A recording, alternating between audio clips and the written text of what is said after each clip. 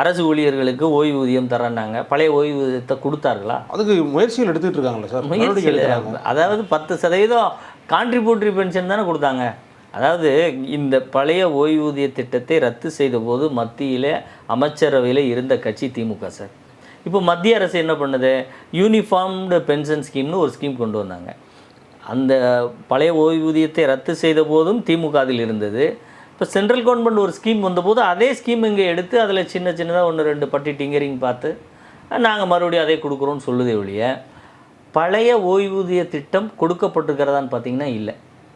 ஆனால் விளம்பரமும் இன்றைக்கு மக்கள்கிட்ட சொல்கிறதும் பார்த்தீங்களா, 20 ஆண்டு கால கோரிக்கைக்கு நாங்கள் தீர்வு கொண்டுட்டோம் அப்படின்னு சொல்கிறதும், அங்கே இருக்கக்கூடிய அரசு ஊழியர் சங்கங்களில் இருப்பவர்கள் கூட அதை ஏற்றுக்கொள்ளவில்லை.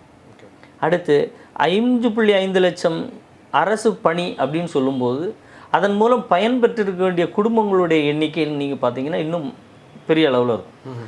அதே மாதிரி இப்போ இந்த அரசு பொறுப்பேற்றதற்கு பிறகு இன்றைய தேதி வரை ஓய்வு பெற்றவர்கள் எண்ணிக்கையே கிட்டத்தட்ட 1 லட்சத்துக்கு பக்கத்தில் வரப்போகுது. ஆனால் இவர்கள் பணி நியமனம் இதுவரை செய்தது அந்த ஓய்வு பெற்ற எண்ணிக்கைக்கு நிகராக செஞ்சுருக்காங்களான்னா அதுவும் இல்லை, அதுவும் மிக குறைவு. அப்போ இந்த கால்ஃபர் பண்ணது ரத்தாக போகிறது. இப்போ இனிமேல் இவங்க இந்த தேர்வை எப்போ பிளான் பண்ணுவாங்க? அடுத்து தேர்தல் வரப்போகுது. தேர்தல், அடுத்த பணிகள் தொடர்ந்து அரசு அதிகாரிகள் அனைவரும் தேர்தல் பணிகளில் ஈடுபடுத்தப்பட இருக்காங்க. அப்போ இவர்களுடைய நோக்கம் என்னவாக இருக்கும்? இந்த இடத்துல எவ்வளோ நுணுக்கமாக இந்த தேர்தலை நடத்தியிருக்கணும் சார்.